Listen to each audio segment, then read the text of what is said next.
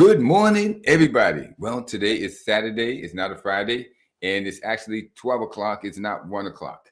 But we're going to kick off what's going on in NFL for week number 8, beginning right now. I am Clay Morris. This is the Amazing Grace Sports Network, and actually, week 8 started on Thursday. And I think I have to preface it by, singing you a little ditty. Well, my bucket's got a hole in it. Yes, my bucket's got a hole in it. Well, my bucket's got a hole in it. I can't buy no beer. Well, I'm standing on the corner with a bucket in my hand. I'm waiting on a woman that ain't got no man. Yeah. Sounds like the saga of Tom Brady. As we found out yesterday, Tom Brady and Giselle have filed for divorce. That's a terrible thing to hear. But that being said, let's kick it off. Because it happened that the Tampa Bay Buccaneers played the Baltimore Ravens on Thursday night. And on that Thursday night, Tampa Bay got whomped 27-22. Now, Tom Brady's been in a little situation all year. He has looked mortal. And now we know why. He's been going through this whole situation of knowing that divorce was going to be filed. It was filed yesterday. That would have been after I did the broadcast, so I wouldn't have known. But I found out yesterday afternoon, and because it's Saturday morning, we can talk about it. Tampa Bay, I don't think Tom Brady's the reason why they can't run. But we'll get to that. Okay, as we said, Tampa Bay lost to the Ravens 27-22. Now, the clock is ticking on the Tampa Bay Buccaneers. They are, I believe, 3-5, 3 wins, 5 losses. And we have to think, where did it go wrong? Well, there's a lot of ways we could talk about where it went wrong. But last night, let's talk about last night. It went wrong last night because they gave up Thursday night because they gave up 230 yards rushing. The defense cannot give up 230 yards rushing and you win the game. Then the offense couldn't score in the red zone. Tom Brady threw for over 300 yards but only 1 touchdown. That pretty much sums it up. And we wish the best for Tom Brady and Giselle and the kids, most especially. Giselle and Tom are grown, and so our hearts really go out to the kids because they're the ones who are going to be affected by this more than anyone else. With that, let's move on to the rest of the NFL. In week number 8, on Sunday, the Chicago Bears will travel to Dallas to play, of course, the Dallas Cowboys. Now, Chicago's coming off a heck of a win, beating the stuffing out of New England on national TV on Monday. They manhandled them. But can they win 2 in a row? I doubt it. But especially because now Dak Prescott is back at quarterback in the job. If it was Cooper Rush, I say they probably have a pretty good chance. But now that Dak Prescott is back at quarterback, I hate to tell you, let's be honest, more than likely something is going to go wrong.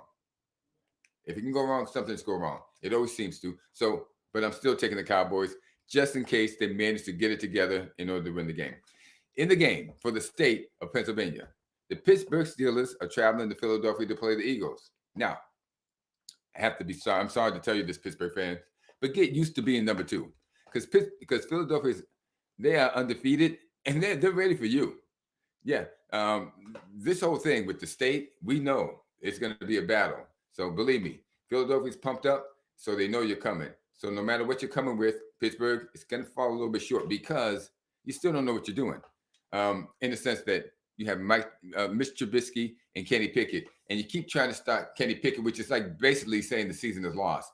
You're better off just giving Kenny Pickett, well, we're going into game 8, and I always recommend that if someone's going to actually play a rookie quarterback, they do it in, 8, 9, or 10 when there's only maybe 6 games, 7 games left, so that the person now has himself up to par when it comes to the speed of the game.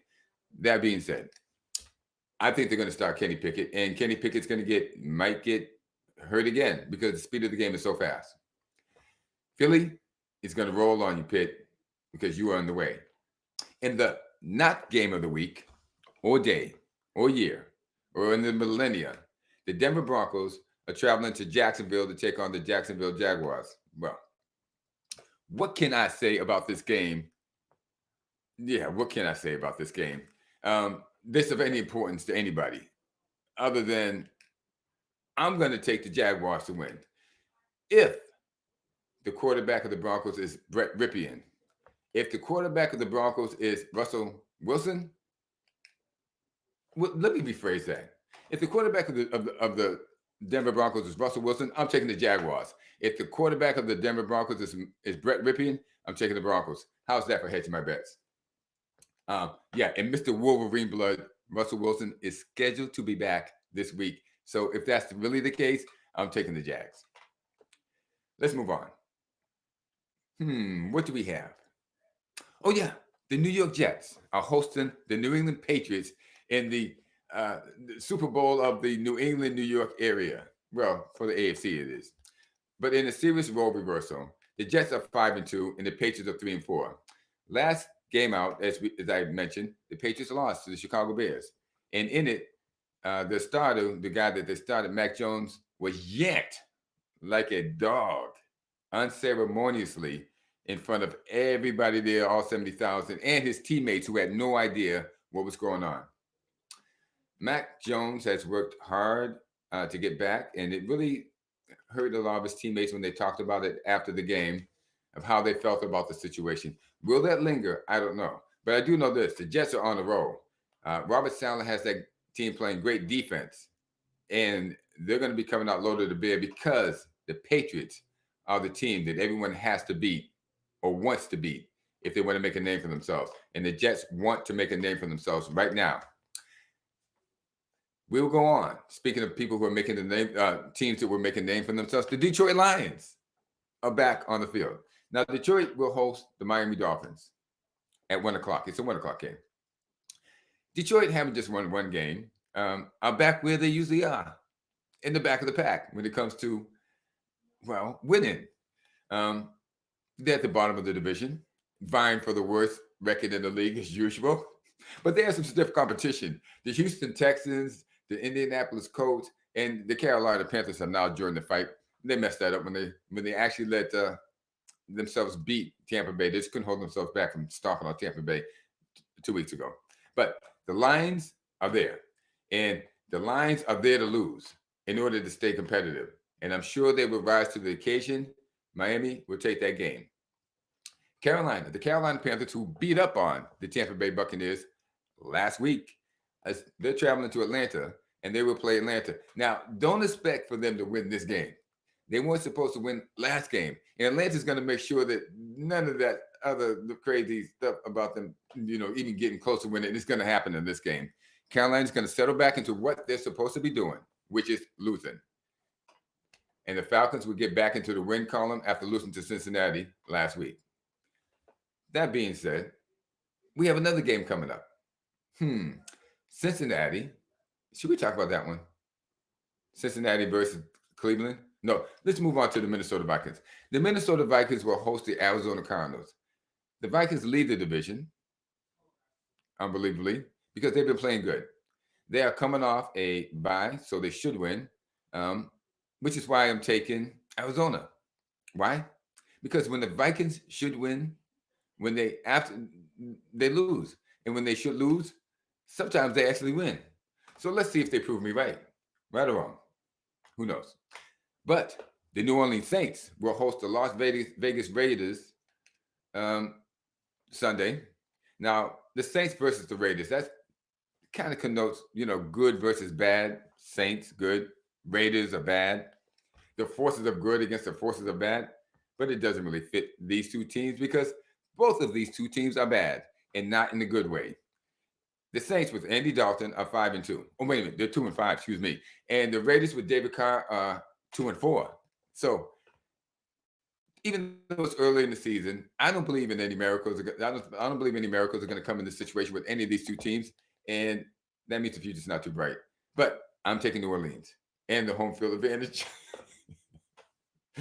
What have I got to lose? I'm going with the Saints. I'm going with the forces of good, the Saints.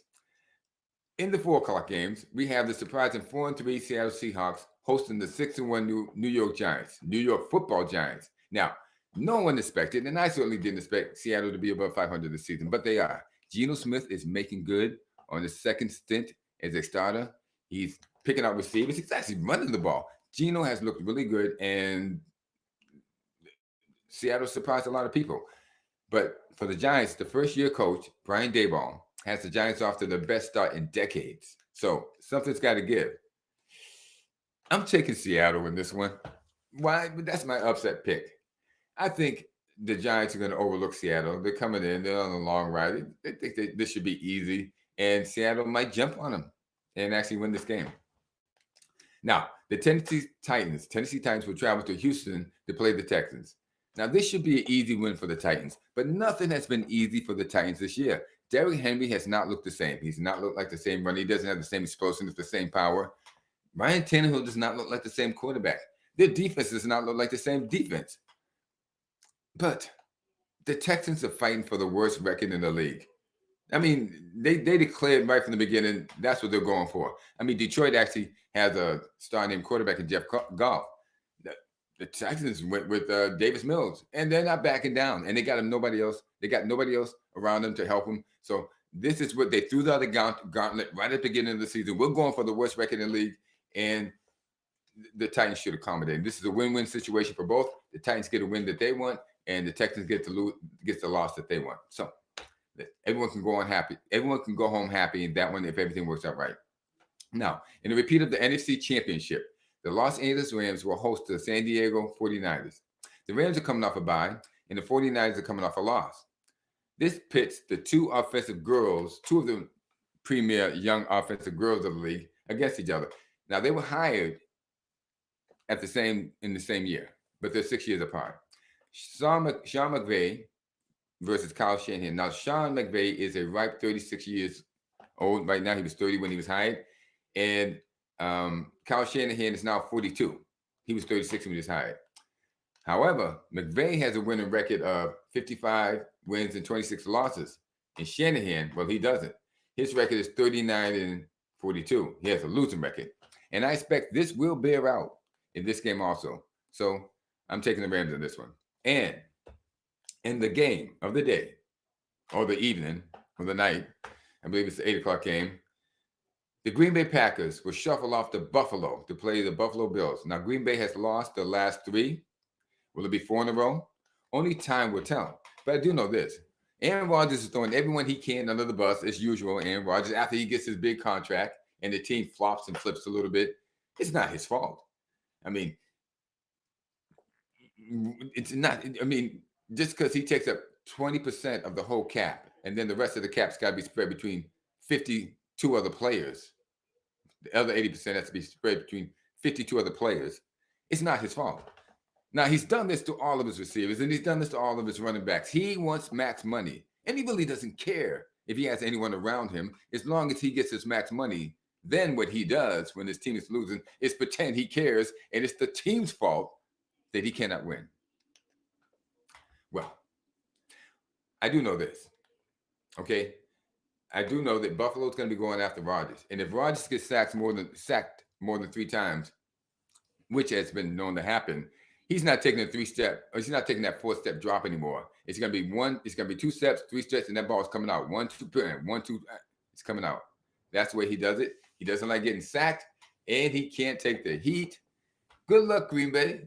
I think you deserve better. I have thought you deserved better for a while than Aaron Rodgers, but I talked to many of you, and many of you were stuck like glue on Aaron Rodgers, saying he was the best thing that came since Bart Starr. Or, well, at least since, who's that other guy that from, that was very popular? Brett Favre. Well, let's just hope everything was better for you somehow, some way. Now,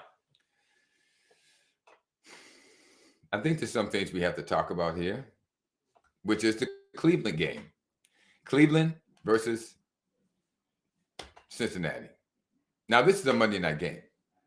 I don't know who thought it was a great game, but maybe because it's an in-state game. It's a game for Ohio. Cincinnati, Ohio, Cleveland, Ohio. Which city is going to have bragging rights? Well, there's no doubt about the Cincinnati is going to have where they had it last year, and I think they had it the year before. But if they did not, it doesn't matter. They will have it this on Monday night. That's for darn sure, because they're going to beat Cleveland. Cleveland is always right there. Always right there. They have Jacoby Brissett playing well as a backup. They have Kareem Hunt. They have Nick Chubb. And they're always right there at the end, but they always manage to lose it. That's been this year. And last year, they didn't even come close to winning. But this year, they're always there, and they're always a field goal away from tying it or a field goal away from winning it. And guess what happens? They miss that field goal. And because they miss that field goal, they lose the game. Cleveland, well, you're going to find a way to lose. So go Bengals. And with that, I'm going to do another broadcast later on today. It's going to be for Thank You Sunday, which is tomorrow. But let's get this out the way. I want to thank everybody who watches the broadcast. Like and subscribe. Please like and subscribe. Leave some comments. If you don't like what I'm saying, well, tell me about it. And if you do, well, tell me about it. And last but not least, if your bucket has a hole in it, then fix it. Fix it. Get on with your life. You can't please everybody. You can't make everybody happy. You can make mostly everybody mad, but you darn sure aren't going to make the majority of people happy. Maybe half. Half will love you just because, you know, that you brought some sunshine to your life, and half will hate you because you brought sunshine into their life when they want to stick with darkness. So I want to recommend to all of you, if your bucket has a hole in it, if your bucket has a hole in it, maybe your bucket has a hole in it, just go get it fixed. Signing off. Clay Moss from Major League Sports Network. It was a Friday night NFL preview. It was a Friday NFL preview actually occurring on a Saturday. And I thank you all showing, coming, being, listening.